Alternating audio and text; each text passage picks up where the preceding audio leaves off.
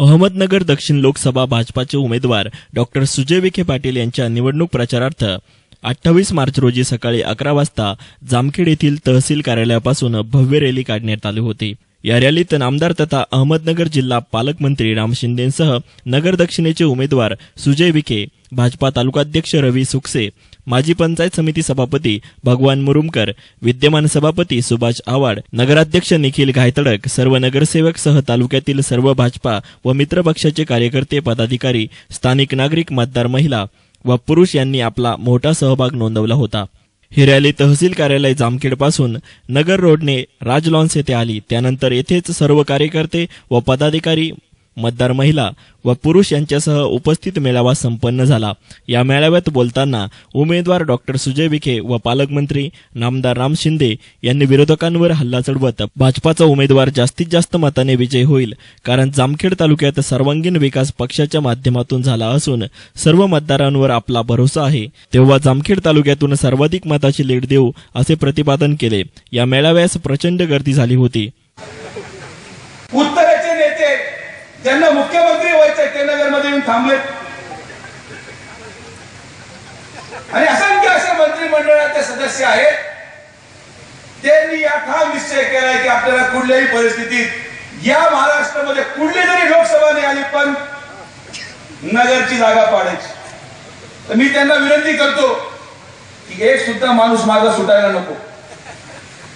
एखादा दिल्लीचा राहिला असेल, एखादा महाराष्ट्राचा एखादा मंत्री राहिला असेल, सगळ्यांच्या सभा इथं घ्या। आमच्या या ठिकाणी आमच्या पाठीमागे कर्जत, जामखेड किंवा नगर जिल्ह्याचे पालक हे प्राध्यापक राम शिंदे साहेब आहेत, राज्याचे मुख्यमंत्री देवेंद्र फडणवीस साहेब आहेत आणि देशाचे पंतप्रधान नरेंद्रजी मोदी साहेब आहेत। तुम्हाला जेवढी ताकद लावायची लावा। ही निवडणूक तुम्ही जे काही आमच्यावर प्रेम केलं, जे काही तुम्ही भाषणांमध्ये सांगतात, मोठी व्यूहरचना केली, कशाची व्यूहरचना?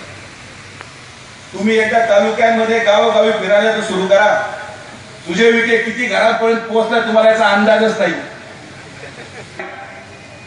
सभा होतील, गाड्यावरून लोक येतील, पण मी तुम्हाला सांगतो की या नगर दक्षिणेची निवडणूक किती जरी सर्वोच्चांनी ताकद लावली तरी या ठिकाणी भारतीय जनता पार्टी, शिवसेना आणि मित्र पक्षांचे कार्यकर्ते एवढ्या मोठ्या प्रमाणात आहेत, एवढ्या मोठ्या संख्येने आहेत की मी तुम्हाला विश्वास देतो, जे काही प्रेम मागच्या 3 वर्षांमध्ये मी तुमच्याकडून पाहिलं, जे काही अपेक्षा तुमच्या डोळ्यांमध्ये पाहिल्यात, या महाराष्ट्रामध्ये सगळ्यात उच्चांक मताधिक्य भारतीय जनता पार्टीचा उमेदवार हा नगर दक्षिणेमधून घेऊन निवडून येणार असा शब्द मी या ठिकाणी फडणवीस साहेबांना देऊ। तुमच्या मतदारसंघामध्ये मला वाटतं 9 तालुके येतात आणि त्याच्यात सगळ्यात छोटा तालुका जामखेड आहे। झालेल्या मतदानाच्या टक्केवारी आणि त्या मतदानाच्या पर्सेंटेज मध्ये सर्वात जास्त लीड कोणाचा असेल तर ते जामखेड तालुक्यात आहे।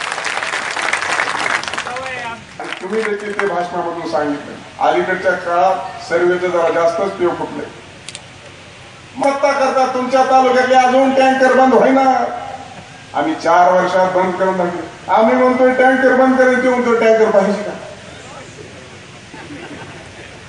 पण रात्री राधाकृष्ण विखे साहेब म्हणत होते तुम्ही काँग्रेसचा प्रचार करा आणि गांधी साहेब म्हणत होते तुम्ही भाजपचा प्रचार करा। असं दोघांनी मिळून रात्री मीटिंग घेतली।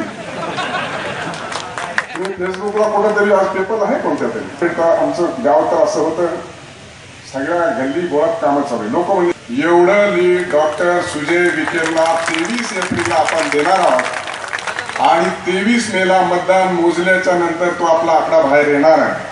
नरेंद्रजी मोदी हे जे काम करतायत ते काम थेट आपल्यापर्यंत पोहोचलेले, या राज्याचे आदरणीय मुख्यमंत्री देवेंद्रजी फडणवीस जे काम करतायत ते आपल्यापर्यंत पोहोचलेले आहे। अशा सर्वांच्या माध्यमातून खऱ्या अर्थानं आपला हा लोकप्रिय उमेदवार आपल्याला लोकसभेमध्ये पाठवायचा आहे आणि एवढ्या मोठ्या प्रमाणात मेजॉरिटी येणार आहे।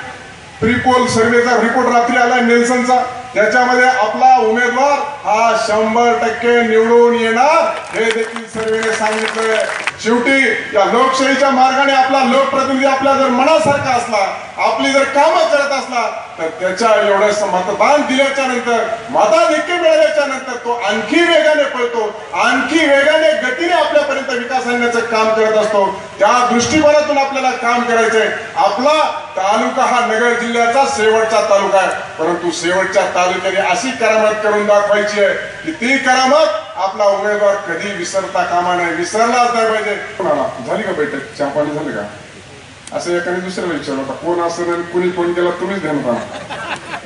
न्यूज रिपोर्टर सचिन डोके, यस9 मीडिया, जामखेड.